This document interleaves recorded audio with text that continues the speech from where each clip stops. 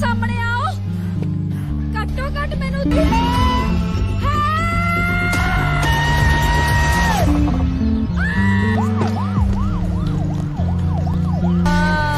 Assalamualaikum warahmatullahi wabarakatuh. Hai sobat dengerin film, semoga kalian selalu sehat dan diberikan kebaikan.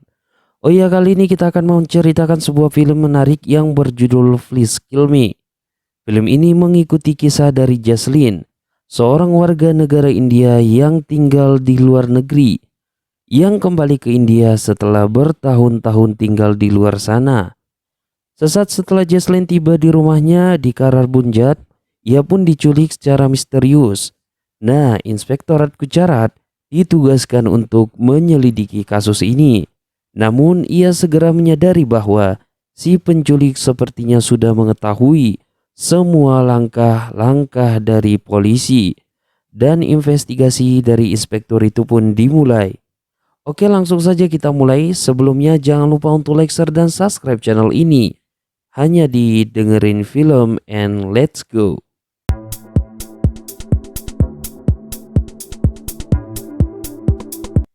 Di awal film, waktu menunjukkan pukul 12 malam. Seorang wanita bernama Jaslyn sedang menaiki sebuah taksi dan berhenti di salah satu supermarket. Nah, Jaslyn merupakan warga asli India yang bekerja di Kanada. Setelah 4 tahun bekerja, kini dia mendapatkan cuti yang panjang. Setelahnya ia mengabari ayahnya dan mengatakan jika kemungkinan ia akan sampai di rumah pada pukul 3 dini hari. Namun scene pun kembali berganti dan menampilkan Jaslyn yang sudah diculik dan disekap di sebuah pabrik tua yang sudah lama tidak lagi beroperasi.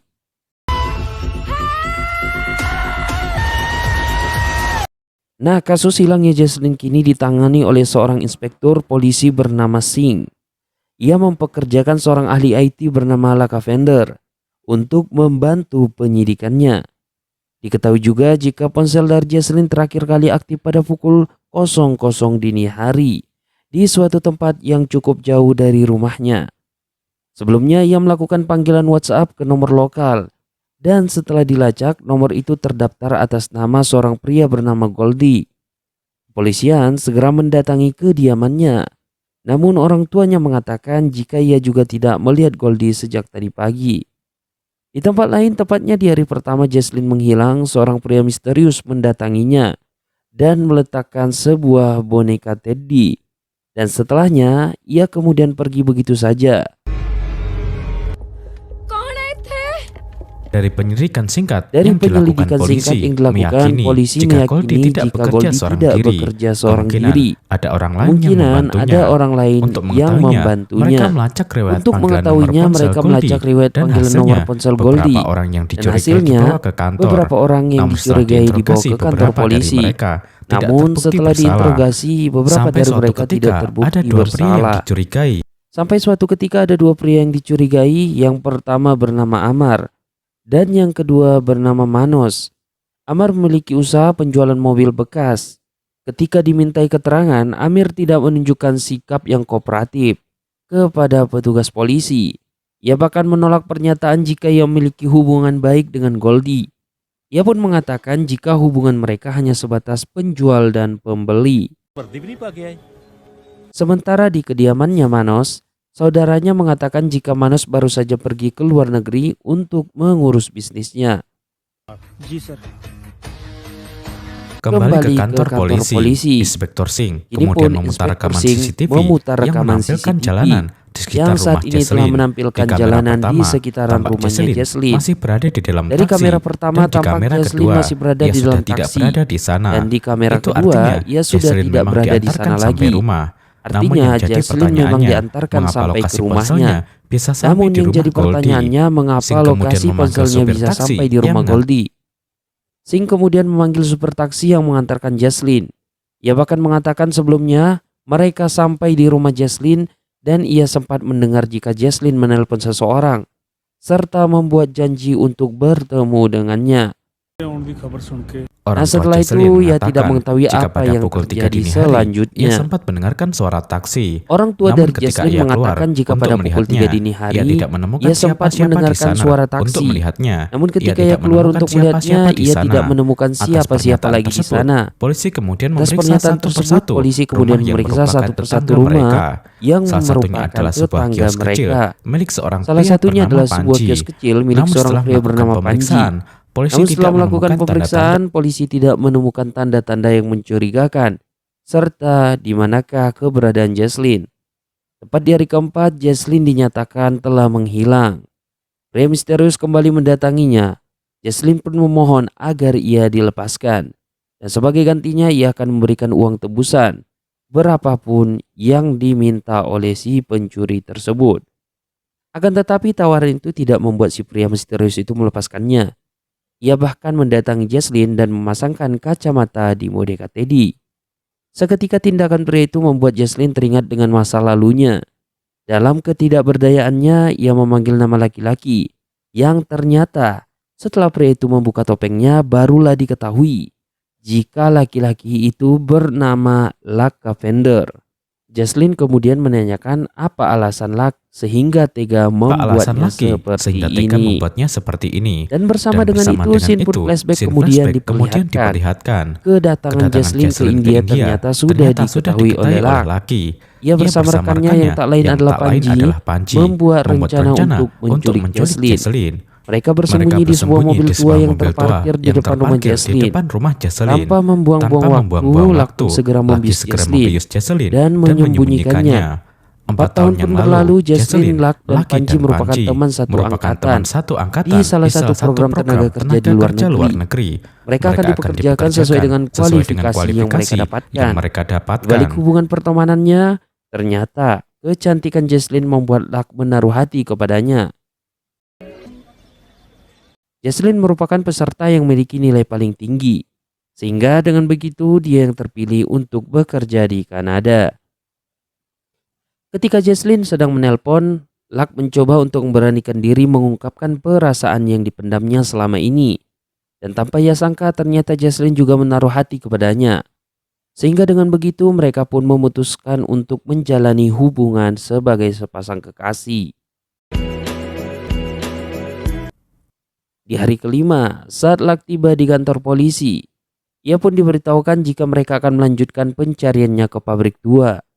Nah, mendengarkan hal tersebut, Luck pun merasa cemas. Dan sebelum sampai ke sana, ia pun sempat meminta Panji untuk mengaktifkan ponsel Jesslyn di suatu tempat.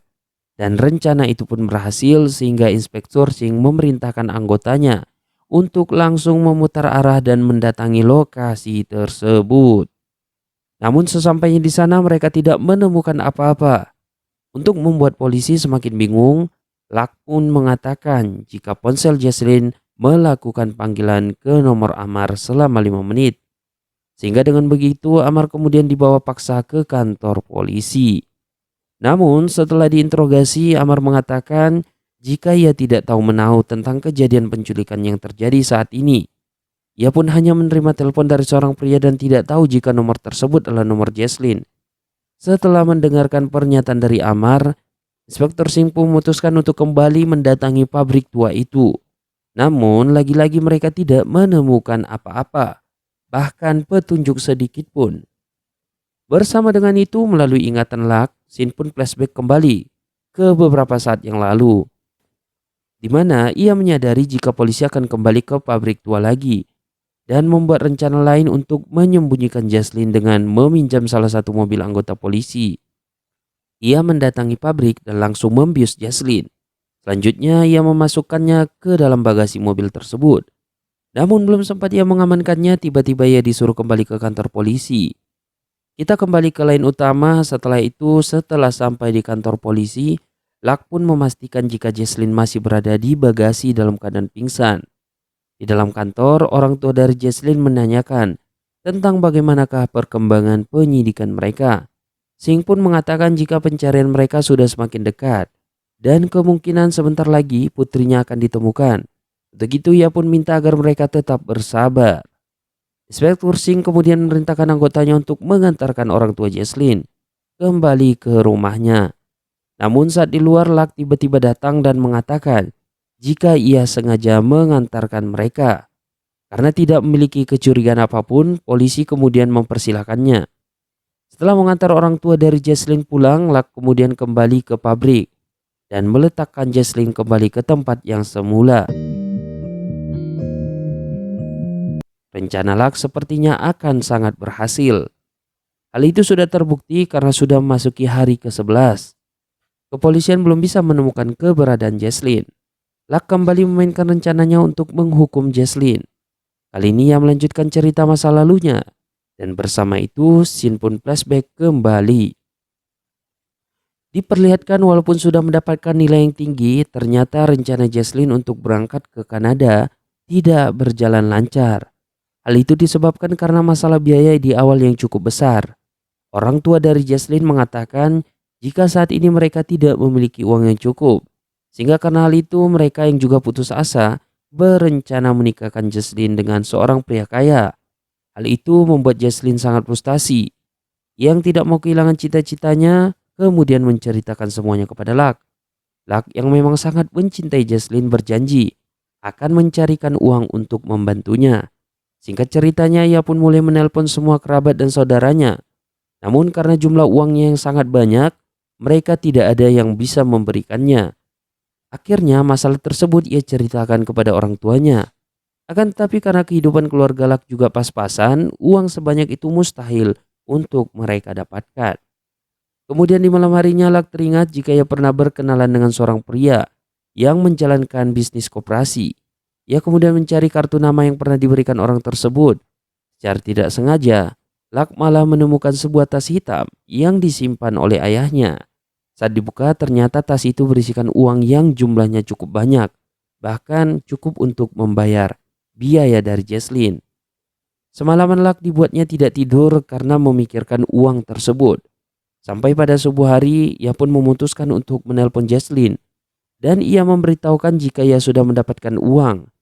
Jesslyn sangat senang dengan kabar baik tersebut. Ia pun meminta Luck untuk menemui agen tenaga kerja dan menyerahkan uang tersebut sebagai biaya awal keberangkatannya. Selanjutnya, Jesslyn menyuruh Luck untuk menemuinya di rumah. Dan kebetulan hari itu bertepatan dengan hari ulang tahunnya. Singkat cerita, mereka pun merayakan ulang tahun dengan penuh kebahagiaan. Di sisi lainnya, ternyata apa yang dirasakan Luck berbeda jauh dengan apa yang dirasakan oleh ayahnya. Ketika Luck sampai di rumah, ia sangat terkejut karena beberapa anggota polisi datang dan membawa ayahnya. Ternyata ibunya mengatakan ayahnya dituntut oleh perusahaan tempat ia bekerja karena sudah sembrono dan menghilangkan uang yang akan digunakan untuk menggaji seluruh karyawan bulan ini. Ternyata disinilah akhirnya Luck sadar betapa berdosanya dirinya. Ternyata tas yang berisi uang itu adalah uang untuk membayar karyawan di perusahaan ayahnya. Karena merasa malu, Luck tidak langsung jujur. Ia kemudian segera menelpon Jesslyn dan menceritakan kejadiannya secara runut. Luck pun meminta agar uang itu dikembalikan terlebih dahulu untuk menolong ayahnya. Namun Jesslyn mengatakan jika hal tersebut tidak mungkin lagi karena uang itu sudah disetorkan. Bersama dengan itu, kita kemudian kembali ke scene utamanya. Di hari ke-12 saat perjalanan menuju kantor, Inspektur Singh melihat mobil derek yang melintas di depannya. Ia teringat dengan rekaman CCTV saat Jesslyn menghilang. Ternyata mobil derek tersebut juga berada di sana dan membawa mobil sedan berwarna hitam. Disinilah Singh sadar, kemudian mendatangi bengkel derek. Dan diketahuilah jika mobil sedan berwarna hitam adalah milik seorang pria yang tak lain adalah Panji.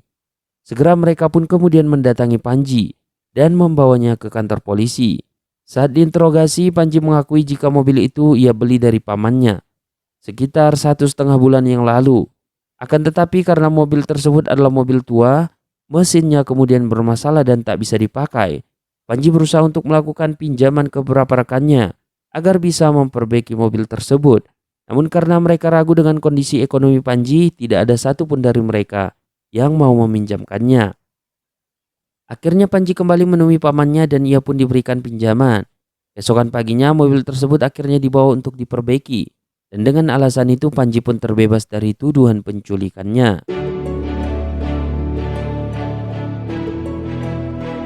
Kini tepat di hari ke-14, Luck kembali menemui Jaslyn untuk melanjutkan cerita masa lalunya. Dan bersama dengan itu scene pun flashback kembali. Diperlihatkan bagaimana kisah pahit dari Luck. Ternyata Jaslyn meninggalkannya ke luar negeri. 1 tahun berlalu Jaslyn tidak pernah menghubunginya.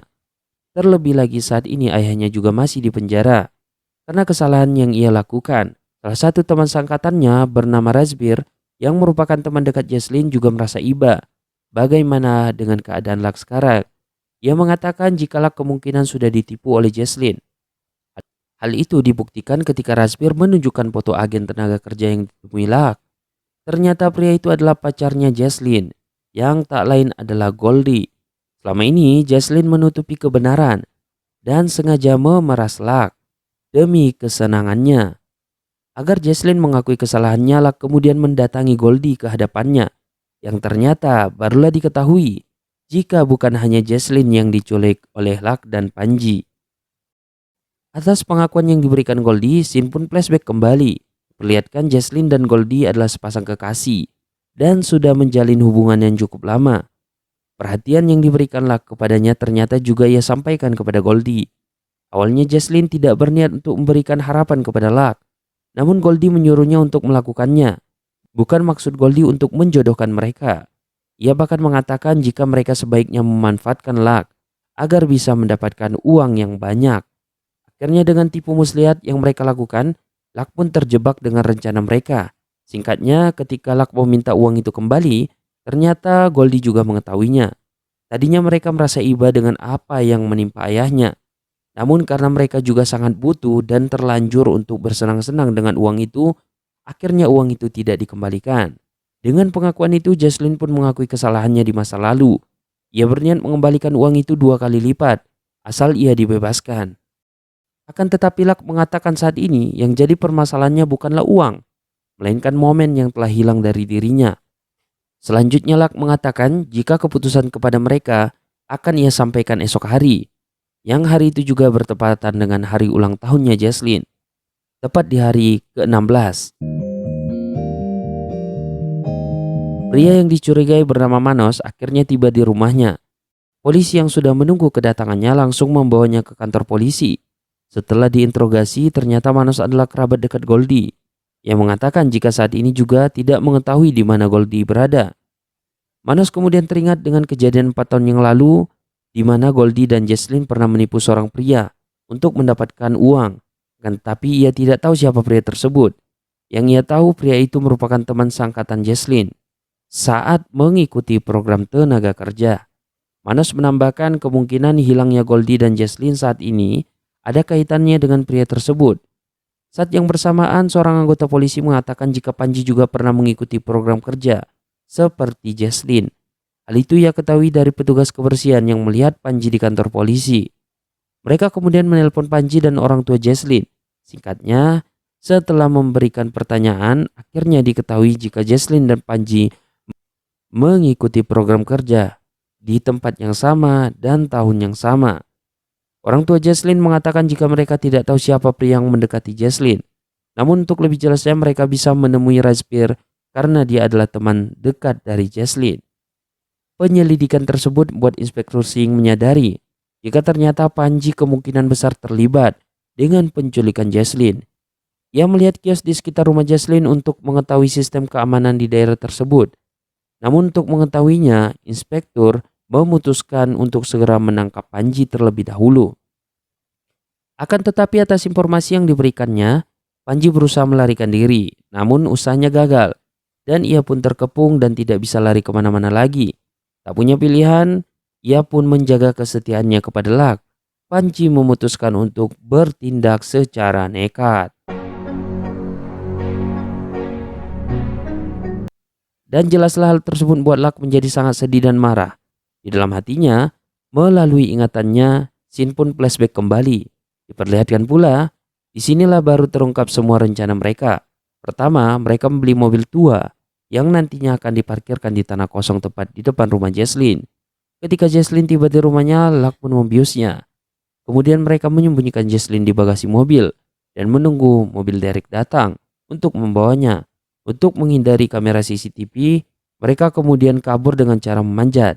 Selanjutnya dengan membawa ponsel Jesslyn, mereka kemudian pergi ke kediaman Goldie dan sekaligus menculiknya dari sana. Sehingga dengan begitu kecurigaan polisi tertuju kepada Goldie. Karena tidak ada pilihan lagi, Inspektur Singh kemudian mengajak Luck menemui Razbir. Akan tapi di tengah perjalanan, Luck meminta agar ia turun karena kondisinya saat ini sedang tidak fit. Dengan perasaan emosi yang sudah tidak tertahankan lagi, Luck pun kembali ke pabrik tua untuk melampiaskan amarahnya. Ia mengambil tongkat besi yang ia siapkan dan langsung memukulnya ke wajah Goldie. Hingga si Goldie ini pun tewas seketika. Sangat kejam sekali. Sementara itu, Inspektur Singh telah sampai di kediaman Razbir. Setelah Razbir menceritakan semuanya dan menunjukkan foto masa lalu mereka, barulah Singh menyadari jika orang yang mereka cari selama ini adalah Luck Carpenter atau Luck. Singh teringat momen saat mereka tiba di pabrik tua pertama kali. Saat itu Luck memberitahukan panggilan keluar dari ponsel Jesslyn. Kini ia pun yakin jika Luck pasti menyembunyikan Jesslyn di sana. Setelah menewaskan Goldie, selanjutnya Luck hendak membawa Jesslyn ke sebuah tempat. Namun sebelumnya melakukannya, ia pun menceritakan alasan utamanya mengapa ia melakukan ini. Setelah berapa lama menjadi tahanan, akhirnya ayah Luck bisa dibebaskan. Namun hal tersebut ternyata tidak berakhir sampai di situ. Sedari awal ternyata ayahnya Luck sudah mengetahui jika ia yang mencuri uang tersebut. Namun ia memilih menutupinya demi menjaga kehormatan putranya di mata masyarakat umum. Ia rela menanggung malu asalkan putranya tidak dituduh sebagai pencuri. Dan puncaknya ia pun rela mengakhiri hidupnya untuk mengakhiri seluruh kesalahan ini.